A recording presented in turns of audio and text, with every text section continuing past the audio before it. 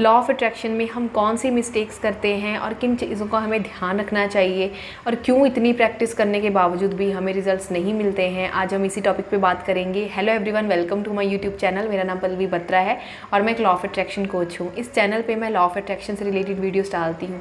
अगर आपको मेरे वीडियोज़ अच्छे लगते हैं तो मेरा चैनल सब्सक्राइब करना एंड वीडियो को लाइक करना।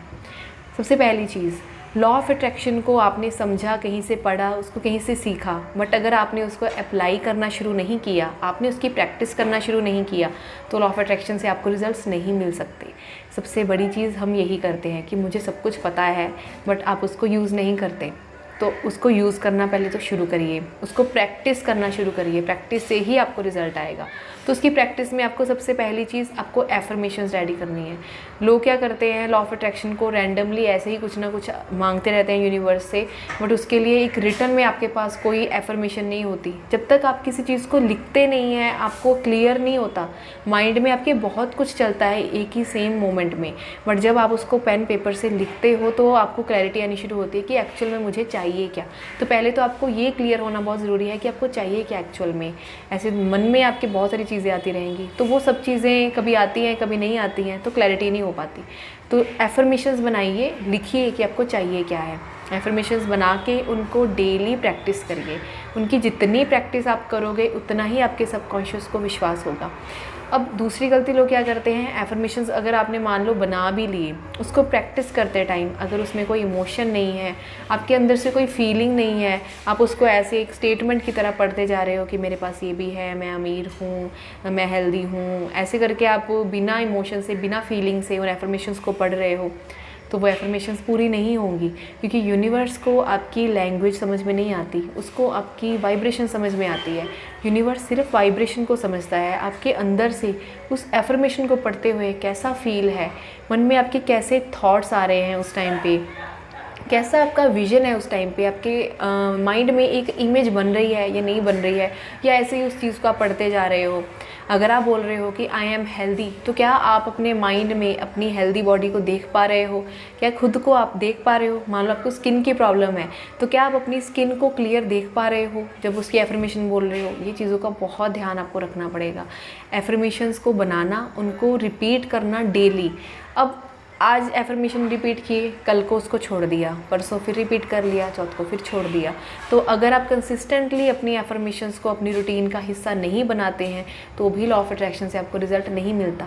क्योंकि इसमें बहुत बड़ी चीज़ है, जहाँ पे हमारा फोकस होता है ना, वही चीज़ हमारी लाइफ में ग्रो करती है। अगर आपने एक दिन किसी चीज़ की बहुत प्रैक्टिस की बट नेक्स्ट डे आपने उसको पूरा इग्नोर कर दिया, तो आपका तो फोकस वहीं से शिफ्ट हो गया। तो आपके माइंड को कैसे याद रहेगा, आपका सबकॉन्शियस उसको विश्वास कैसे करेगा जब आप उसकी रेपिटेशन नहीं करोगे। इसीलिए भी लॉ ऑफ अट्रैक्शन से आपको रिजल्ट्स नहीं मिलते हैं। तो एफर्मेशंस बनाना, उनको पूरे फील, पूरे इमोशन के साथ, एक पिक्चर के साथ, क्लियर माइंड में पिक्चर लेके उनको डेली प्रैक्टिस करना, बिना एक दिन भी छोड़े उसको अपनी रूटीन का हिस्सा बनाना, तभी लॉ ऑफ अट्रैक्शन से आपको रिजल्ट मिलेगा, ऐसे नहीं मिलता। तो एक ये चीज़ करते हैं हम। और तीसरी चीज़, जब आप एफर्मेशंस बोलते हो, आप विश्वास ही नहीं करते हो कि वो चीज़ आपको मिल चुकी है, क्योंकि ये चीज़ आपके एक्शन से झलकती है। जब आप बोलते हो कि that I am rich, I am feeling healthy, तो उसके बाद ही आप एफर्मेशंस बोलने के बाद ही पूरा दिन में अपनी हेल्थ के बारे में क्या बोलते हो। अब आपके सामने कोई पर्सन आता है तो आप उसको क्या बोलते हो कि मेरा सर दर्द है, मैं ठीक नहीं महसूस कर रही, और अपने मन में भी आप उसको बोलते हो कि I am not feeling well, I am feeling low, मेरी एनर्जी बड़ी लो है। तो आप उस एफर्मेशन का इफेक्ट तो खुद ही ख़त्म करते जा रहे हो। तो feelings, thoughts, beliefs and actions, आप क्या एक्शंस ले रहे हो अपने उस काम को लेके, आपको वो भी चेक करना है कि क्या मैं एफर्मेशंस बोलने के बाद खुद ही तो नहीं उस चीज़ को गलत करते जा रही हूँ। अब इसी तरह अगर आप बोलते हो कि दैट आई एम रिच, मैं अमीर हूँ, अगर आप अमीर हो तो आपको चेक करना है कि पैसा खर्चा करते टाइम आपको क्या फीलिंग आती है, या आप जब आपको किसी को पैसा देना पड़ता है किसी मदद के लिए या वैसे भी कहीं पे, तो आप कंजूसी करते हो, या आप ये बोलते हो कि मेरे पास तो पैसे नहीं हैं। तो आपकी एफर्मेशन एक तरफ तो आप बोल रहे हो कि दैट आई एम रिच, पर दूसरी जगह पे आप क्या कर रहे हो कि मेरे पास पैसे नहीं हैं।